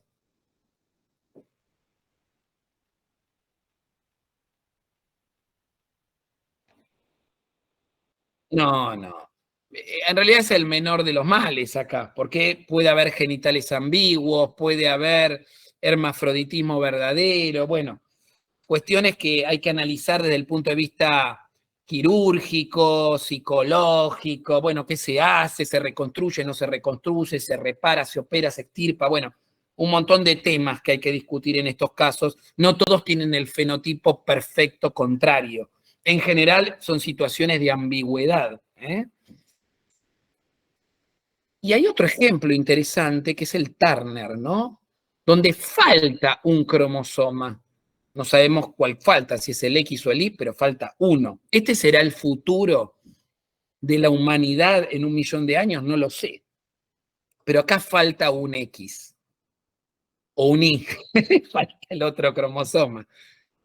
Interesante preguntarse, ¿el fenotipo 45X es femenino o masculino?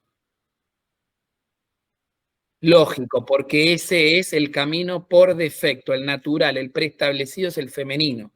Si no hay I, no hay SRI, el camino es el femenino. Así que ahí ven una niña con un síndrome de Turner, una sobreviviente, porque lo habitual es, lo que ven al lado, es que se muera antes de nacer, porque bueno, que falte un cromosoma no es algo inocuo, ¿no? Pero 80% se mueren, como ven ahí, por problemas en la formación del sistema de drenaje linfático. Miren las bolsas de agua que tiene alrededor de la cabeza, ese niño es un globo de agua.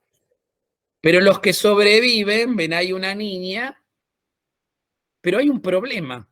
Cuando miramos cómo son los genitales internos, vemos aquí la trompa, vemos aquí el útero, el cuello uterino, y me está faltando algo. Los ovarios. Los ovarios, no tiene ovarios.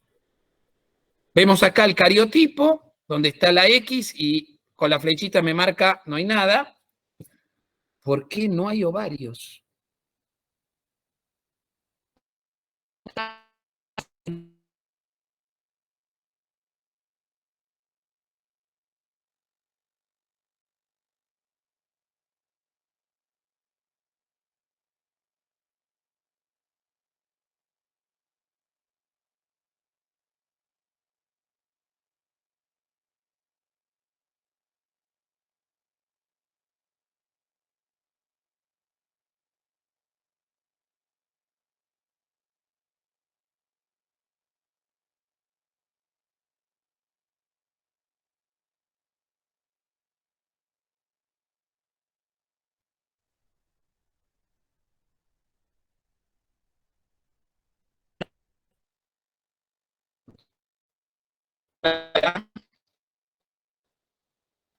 Bueno, se escuchó un poquito. Hola, hola. Eh, Hola.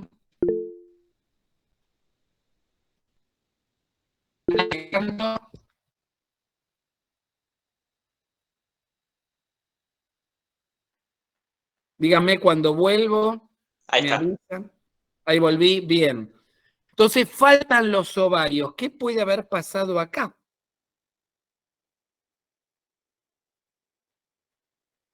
¿Qué se les ocurre?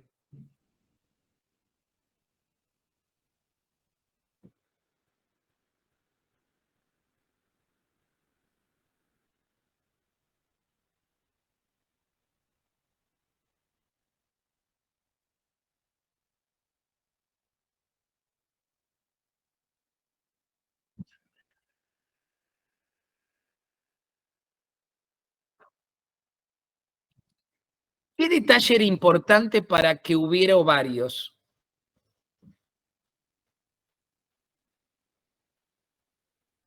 Que hubiera epitelio celómico y No. mesodermo intermedio. No. Eso es válido para cualquiera de las dos gónadas, masculina y femenina. ¿Qué era indispensable en el ovario que no era indispensable en el testículo? Las células Los germinativas. germinales. Correcto. Las células germinales primitivas eran indispensables para la diferenciación y mantenimiento del ovario. Textual, lo repetí varias veces. ¿Qué habrá pasado aquí? No hay células germinales. Claro. Las células germinales, por lógica, no toleran la ausencia de un cromosoma.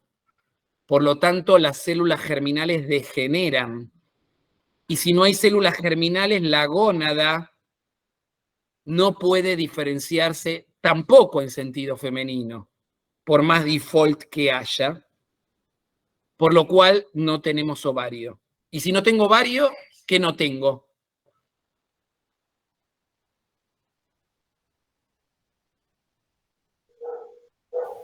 ahora sí, lo que dijo el compañero inicialmente. O sea, hormonas.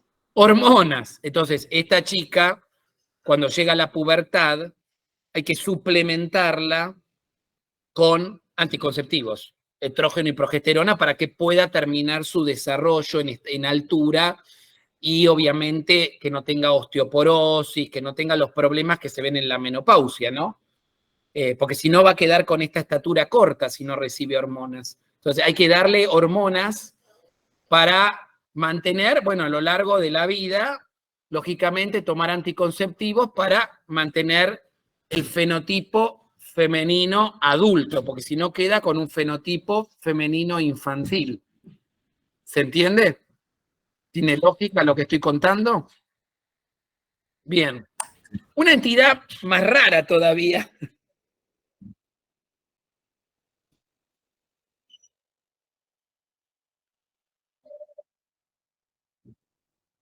A ver, creo que te lo expliqué al mostrarte que el 80% de los niños con Turner, o fetos con Turner, mejor dicho, mueren. 80%. O sea, tiene cierta compatibilidad con la vida el Turner, porque al no ser un autosoma puro, al ser un cromosoma dedicados a la sexualidad, se tolera un poco mejor, pero es la única monosomía compatible con la vida. Un poquito compatible con la vida, ¿no? 80% se muere. Así que se mueran las células germinales porque falta un cromosoma sexual, a mí no me genera ninguna rareza. Me parece lo más lógico y obvio, ¿no? Pero bueno.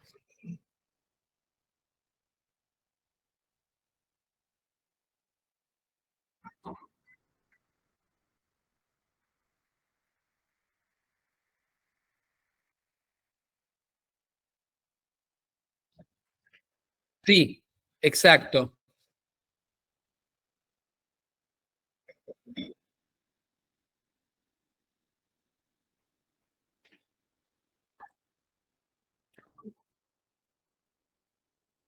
Es una muy buena pregunta. Obviamente, cuando vos haces mitosis, tenés que repartir correctamente los cromosomas, y ahí viene el gran problema, ¿no? ¿Cómo repartís los cromosomas cuando te falta uno? Ahí está. Ahí está el gran drama. Y lo otro, que como estás viendo en la imagen, la región autosómica o pseudoautosómica del X es importante para el sistema linfático. Si te falta el cromosoma, no se desarrolla el sistema linfático, y mirá cómo quedan los niños antes de nacer, explotados de agua, son bolsas de agua. ¿Lo ves? Y creo que eso es lo que te limita la vida. No mucho más para decir de este cuadro, ¿no?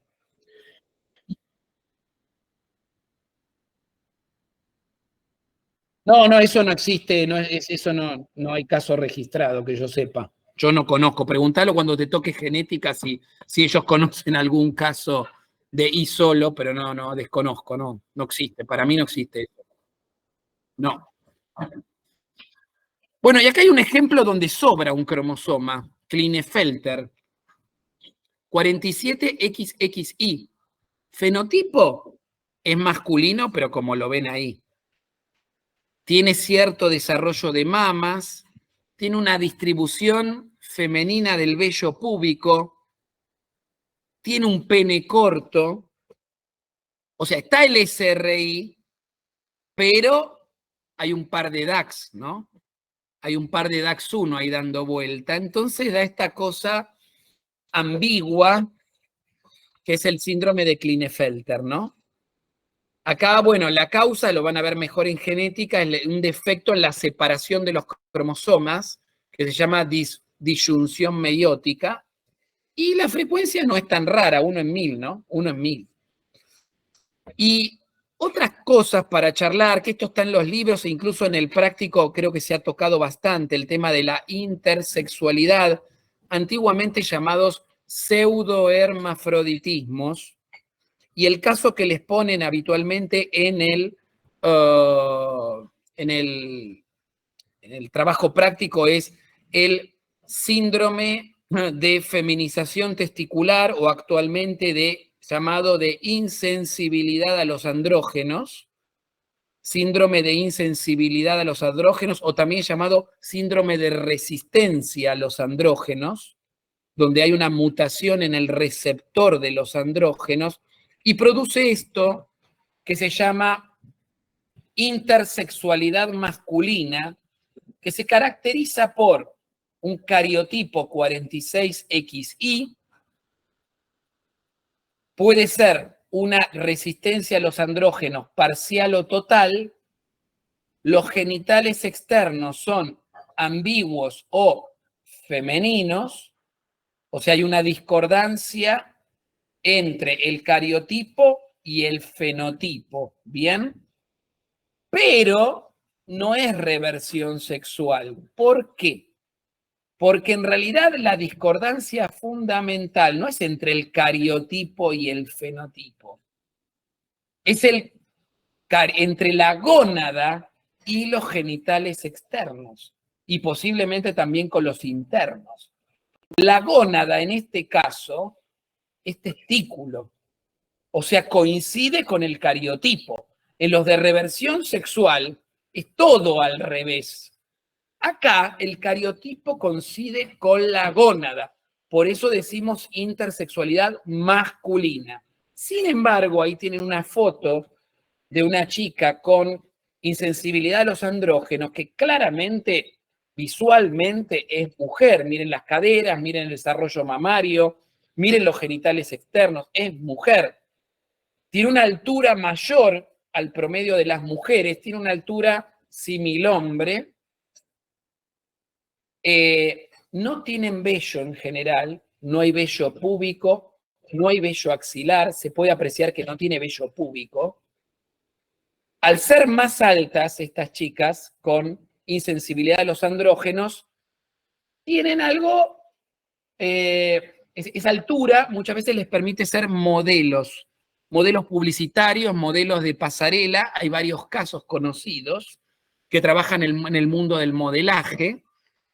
Hay actrices famosas que tienen este síndrome de insensibilidad a los andrógenos, no pueden tener hijos, lógicamente, tienen testículos, no tienen ovarios, no tienen genitales internos, no tienen derivados del Wolff, no tienen derivados del Müller. ¿Por qué? Porque si tienen testículos, tienen hormona anti-mülleriana. No tienen conducto de Müller, pero tampoco tienen conducto de Wolff, porque el conducto de Wolff depende de andrógenos. Y si hay insensibilidad o resistencia a los andrógenos, el conducto de Wolff no se desarrolla. No se desarrolla Müller, no se desarrolla Wolff, no hay nada interno a nivel genital, y los genitales externos, si hay resistencia a los andrógenos, es como si no hubiera andrógenos. Por lo tanto, los genitales vía natural son femeninos. ¿Me siguieron hasta acá? Sí, sí.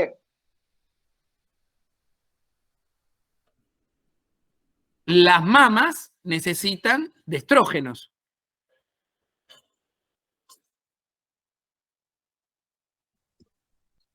Él está diciendo andrógenos, no estrógenos. No, dije bien, ¿eh? Las mamas necesitan de estrógenos. Esas caderas necesitan de estrógenos. No. No. Pero los estrógenos, que son las hormonas femeninas, derivan de las hormonas masculinas. Y en la grasa abdominal hay una enzima que se llama aromatasa, que es la misma que está en las células foliculares y que transforma los andrógenos de la teca en estrógenos. Así que esta chica tiene una enorme cantidad de andrógenos dando vuelta que se transforman en estrógenos.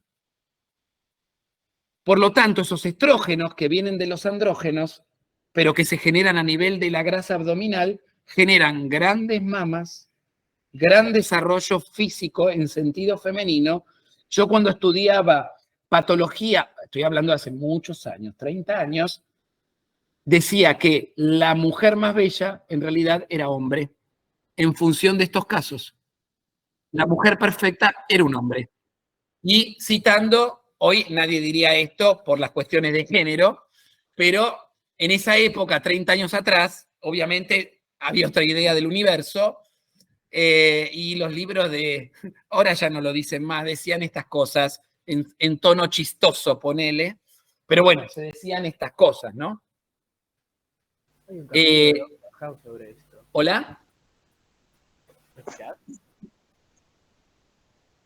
Un Sí, yo lo vi. famosísimo caso en Doctor House, que él hace todo lo mal que se puede hacer como médico, lo hace Doctor House en ese capítulo vergonzoso de Doctor House. Hace todo mal. O sea, esa chica sale de ese hospital y se tira abajo del tren, literalmente. Hace todo mal Doctor House en ese capítulo. O sea, es para que vaya preso desde el punto de vista médico. Pero bueno, era el Doctor House y todos nos reímos mucho de Doctor House y nos pareció genial la serie porque él era un loco y nos gustaba su locura, pero en ese capítulo hace todo absolutamente mal desde el punto de vista médico, salvo el diagnóstico. Salvo el diagnóstico, ¿no? Obviamente, fenotipo como este, le vas a decir, che, sos un macho, sos un tipo, hay que volarte los testículos, como le dice Doctor House en ese capítulo a la chica. Y no. Y no. A ver, los testículos en una época se extirpaban por el riesgo de cáncer, porque esos testículos están dentro del abdomen y por ende, lógicamente, hay un riesgo de cáncer. Entonces, antiguamente, no tan antiguamente, hasta hace unos años, se extirpaban directamente las gónadas, los testículos, se le decía, mira, te tengo que sacar las gónadas porque hay riesgo de cáncer, sin aclarar demasiado, ¿no? Se le da reemplazo hormonal de por vida, estrógeno y progesterona, y se mantiene el fenotipo femenino de adulto, ¿bien? La vagina es una vagina corta, entonces se puede hacer cirugía plástica de vagina, se puede hacer dilatación de la vagina, o sea, se pueden hacer un montón de cosas desde el punto de vista quirúrgico. Hoy depende de lo que quiera la persona. Antes esto te lo detectaba 9, 10, 11, 12 años y lo que decidían eran los padres y al quirófano. Y no se tenía en cuenta mucho la cuestión psicológica, ¿no? Hoy se tiene en cuenta el deseo, la orientación, el género, ¿no? Y se hace lo que la persona desea, en definitiva. Pero lo que se hace ahora, quizás lo que muchos lugares hacen es tomar una biopsia del testículo y ver si hay algún tipo de anormalidad que oriente a que hay cáncer o no hay cáncer. Por lo cual, si la biopsia dice que no hay cáncer en ese testículo, se trata de preservar, porque ese testículo produce testosterona, esa testosterona se transforma en estrógenos y ya está, no necesitas anticonceptivos y la persona sigue viviendo normalmente, como mujer. ¿Me siguieron o no? Sí. Entonces, hoy se reserva la gonadectomía, la extirpación de la gónada, cuando vos detectás cáncer. Si hay alguna sospecha de cáncer, obviamente, más adelante se operará. No es que hago una biopsia, no es cáncer, se los dejo. No, hay que seguir monitorizando esos testículos abdominales y si en algún momento hay sospecha de cáncer, ecográficamente, tomográficamente, chau, afuera, se van. Y se usan anticonceptivos, ¿correcto? ¿Y por qué no tiene vello? ¿Por qué no tiene pelos? Ni en axila ni en vulva.